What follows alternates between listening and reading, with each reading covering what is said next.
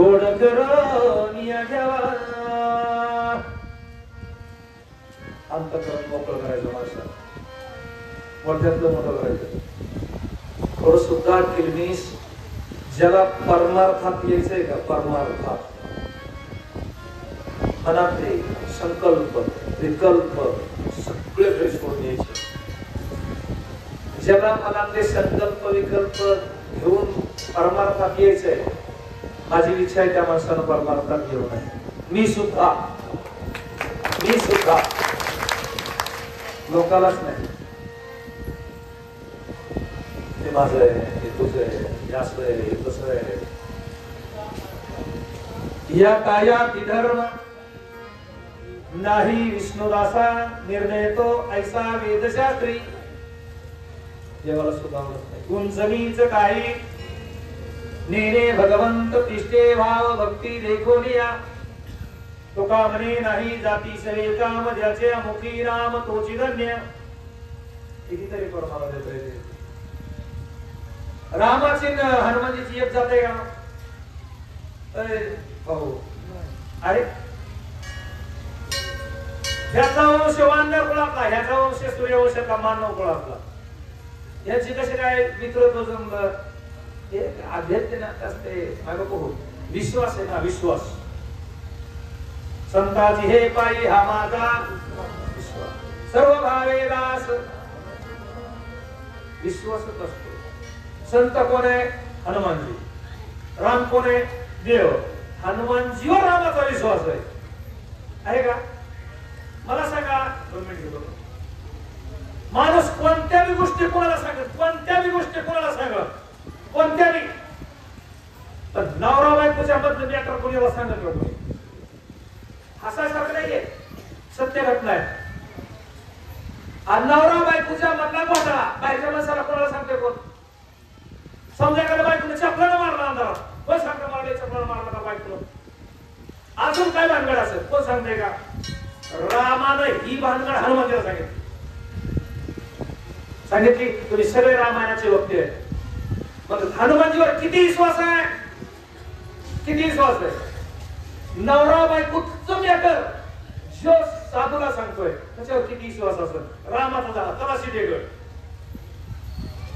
बरोबर चंद्राचा निरोप घेऊन हनुमानजी ज्या वेळेस ह्याच्यामध्ये गेले कुठं अशोक वाटिकेमध्ये अशोक वाटिकेमध्ये गेले सीता म्हणले बाबा पहिला आला वानर वेशी आपला तापस वेशी आता दिसतोस वानर वेशी आणि तू राक्षस आहेस हनुमानजी म्हणाले मी राक्षस आहे मला माझ्या माळेहून तुम्हाला वाटतं का मी राक्षस आहे ती म्हणली राक्षस तर लय मोठे मोठे पाय घालते रे ज्याच्या पोटात काळे का ते मोठ्या मण्याची घालत माळ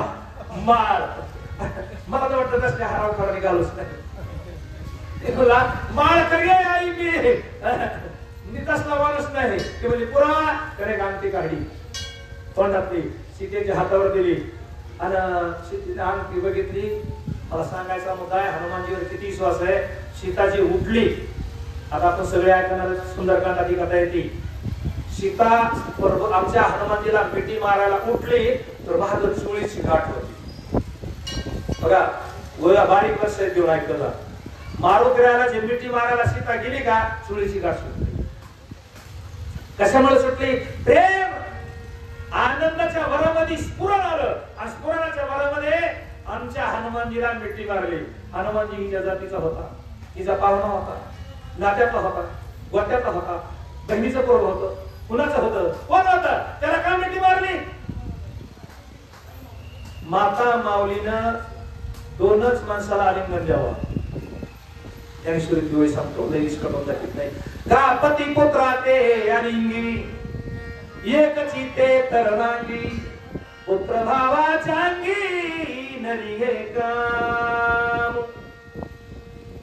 एक बाळाला आणि एकाला हनुमानजीला मुलगा म्हणून आलिंगन दिलं सीता 5 पतिव्रतामध्ये नंबर 1 ची पतिव्रता आहे दुसऱ्या परपुरुषाला आलिंगन द्यावा का पण मुलाला द्यावा का नाही मुलगा म्हणून दिलं हनुमानजीचं कल्याण झालं एवढा विश्वासी हनुमानजी आहे मग तो कसा जन्मला ती विचारा पाहिजे का नाही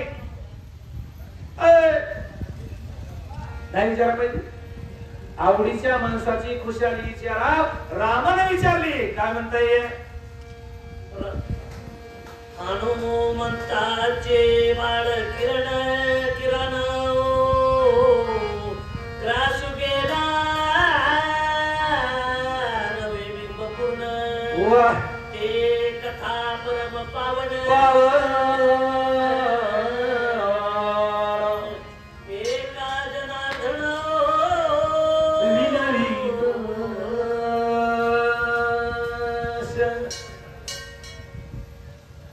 जन्मताची जेणे सूर्याशी धरिले इंद्रादिका दिले थोरमर किती बलवान असेल किती बलवान आहे याच्यात श्रीमंत कोणी मला सांगा बरं जाऊ द्या बलवान किती असो हे सगळ्यामध्ये श्रेष्ठ आहे बुद्धिमत्ता बलामध्ये वरिष्ठ श्रीमंतीमध्ये श्रेष्ठ तुमच्या नावावर किती गावामध्ये घर आहेत चव्हाण महाराज तुमच्या गावात तुमच्याच गावात 4 दरीच्या कांदा प्लॉट आहे का तुमचा खेडेगावांमध्ये धाराडमध्ये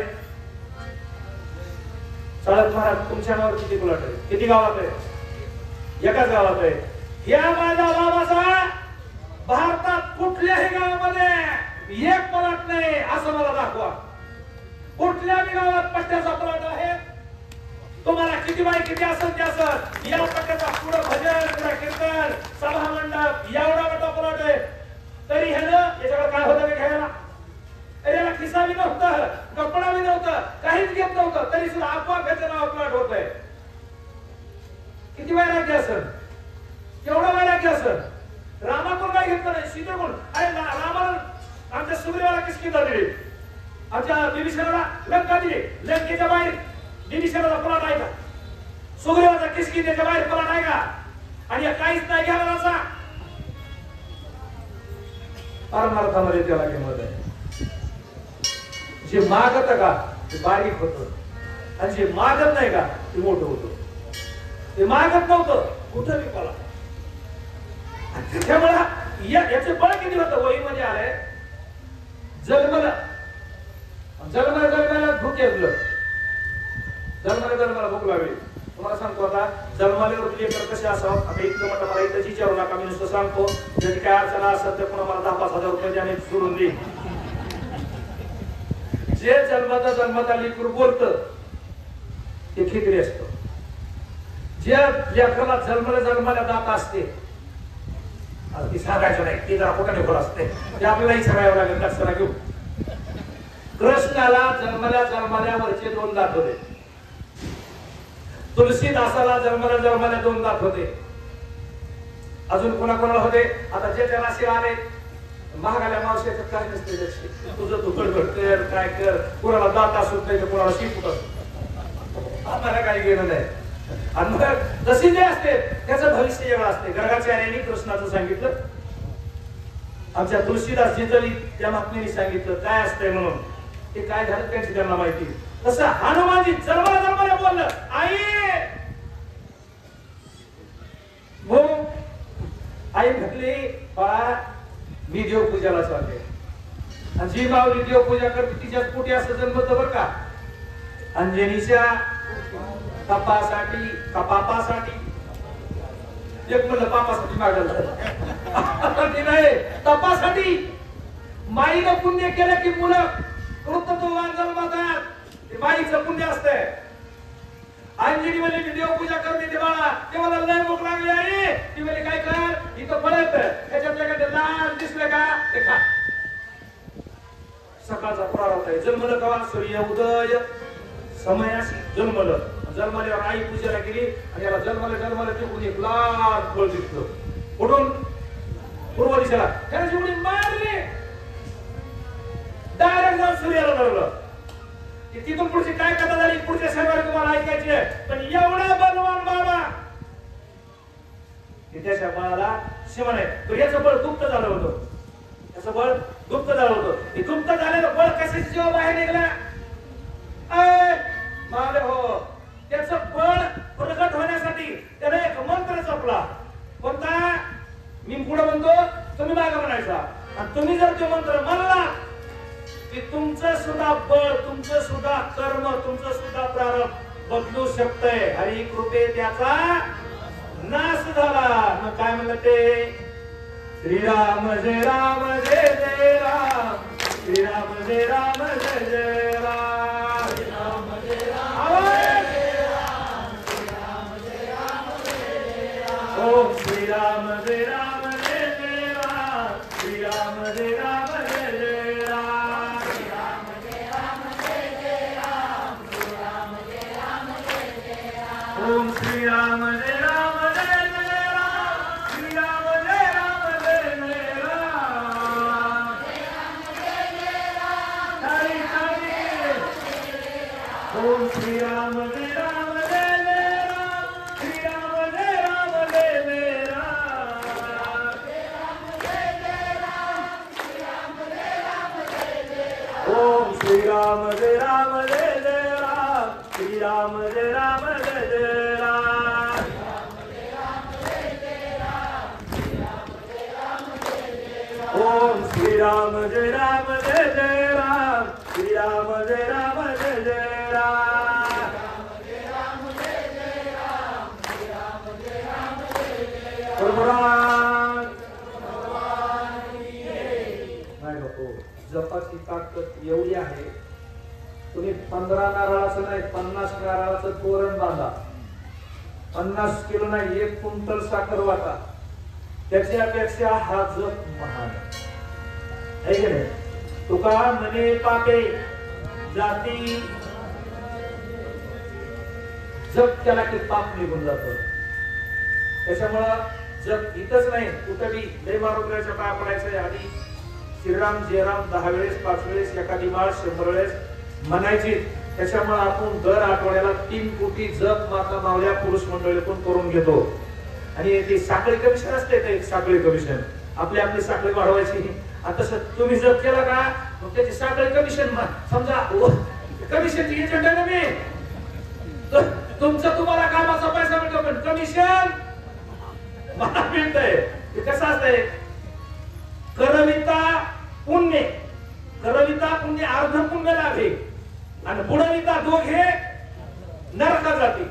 पुण्य करून घेतलं ना त्याचं कमिशन आपल्याला भेटतं. आणि एखाद्याला म्हणाले ज्या बाबा जप करा कुठे काय करा असं जर म्हणलं का दोघं नरकाला जाते. तसं म्हणणारे आणि ऐकणारे माझ्या पदर नाही, तुका मला जगात येत सगळ्यात तपासून बघा.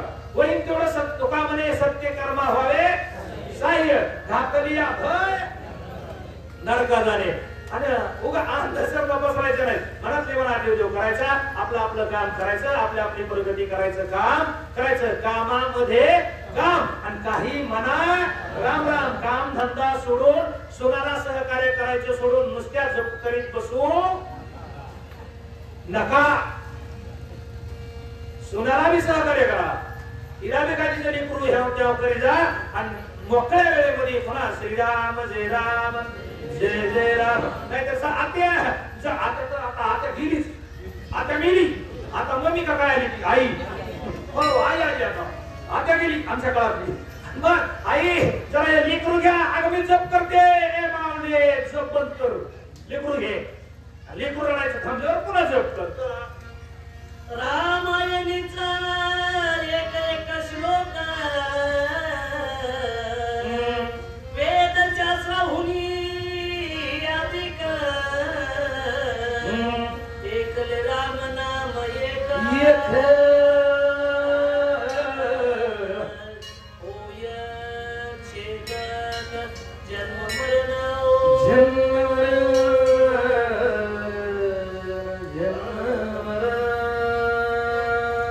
आता यावर किती तास बोलायला पाहिजे. वेद शास्त्र पुराण ग्रंथ हे सगळं वाचून जरी पाठ केले, मुखोद्गत केले, तरी एकदा श्रीराम जयराम म्हणलेल्याच्या पुण्याच्या कमीच थोडक्यात महत्वाचं आहे का नाही? सगळं पुराण पाठ करा आणि देवाचं नाव घेऊ नका. व्यर्थ व्यर्थ गलबाला करू नका. वेद वाचून बघा, वेदा नाही नाही कळला अंत पारजाचा कानडा राजा पंढरीचा कानडा.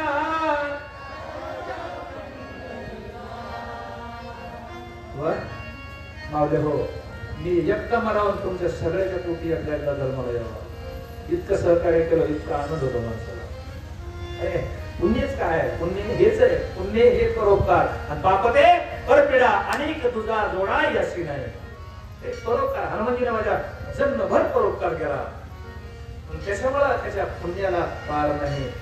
कोणालाच कळत नाही, शास्त्र नाही, पुराण नाही, काही करा, वेद अध्ययन करा,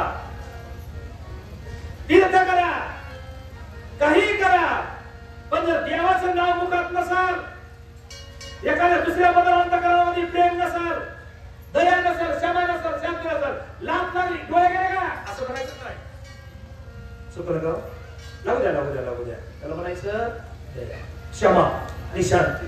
आणि मग देव कुठे? दया क्षमा शांती, तेथे देवाजीची वस्ती. नुसतं ऐकूनच सांगून सुधारायचं नाही, आपण ते व्हायचं. तुका म्हणे अंगे व्हावे ते आपण तरीच महिमान येईल कळो, अशी अवस्था झाली. आणि मुखामध्ये राम घ्या, रामाचं नाव घ्या. मी हे दरवेळेस सांगतोय, बाकीचं तर चलत राहणार आहे. प्रपंच सोडायचा नाही, प्रपंच करायचा. शेजारापेक्षा आपला प्रपंच मोठाच व्हावा, ही सुद्धा माणसानं स्पर्धात्मक जीवन जगलं पाहिजे. नाहीतर देव काय घरात आणून देत नाही. देव आपण प्रयत्न केल्यावर हाताला यश देतो महाराज. देव काय करतो? आपल्या हाताला यश देतो. आणि आपण पाप केलं का किती करा, सोने धरल्या होय माती. आणि देवाचं नाव घेऊन काम करा, माती धरल्यावर सोनं होतं. प्रयत्न थांबवायचे नाही, आणि तेच देवाचं नाव सुद्धा थांबवायचं नाही. बस याच्यापेक्षा परमार्थ जगात मोठा कोणता नाही. ऐशी रामायणाची कथा आगस्ती वक्ता प्रिया श्रोता जन्म प्रयोग हनुमंता होय सांगता ऋषीवर्या होय सांगता ऋषीवर्या.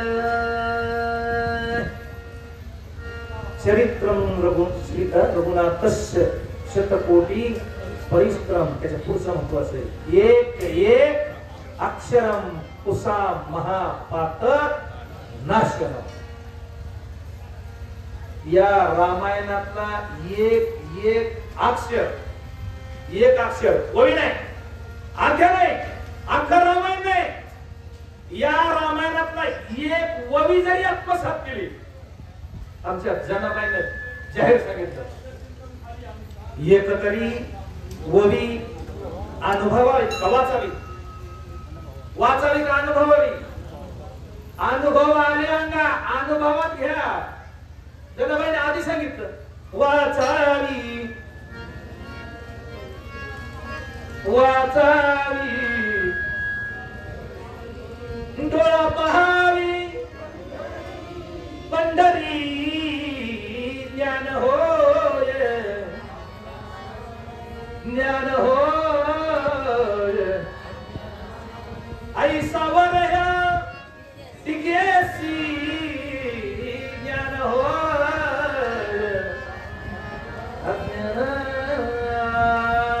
एक ओवी अनुभवा, ओवी सोडून द्या, एक अक्षर ध्यानामध्ये घ्या.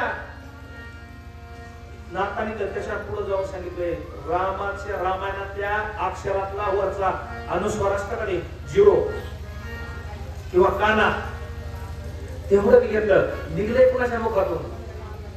वाल्मिक ऋषीच्या मुखातून निघलंय. एक किष्किंधाकांडात पहिल्या अध्यायात ओळी निघते बघा. हा ग्रंथ आहे का रामायण, हे मोठं आंब्याचं झाड आहे, मोठं. त्याच्यावर वाल्मिक कोकिळ आहे, आणि त्याला वसंत ऋतू नारद मुनी आहे. आणि नारद मुनीने डोक्यावर हात ठेवल्यावर त्या कोकिळेला वाचा फुटते. ववी वाचून दाखवू. श्रीराम चुत्तम रक्ष प्रभा त्यावरी वैष्णव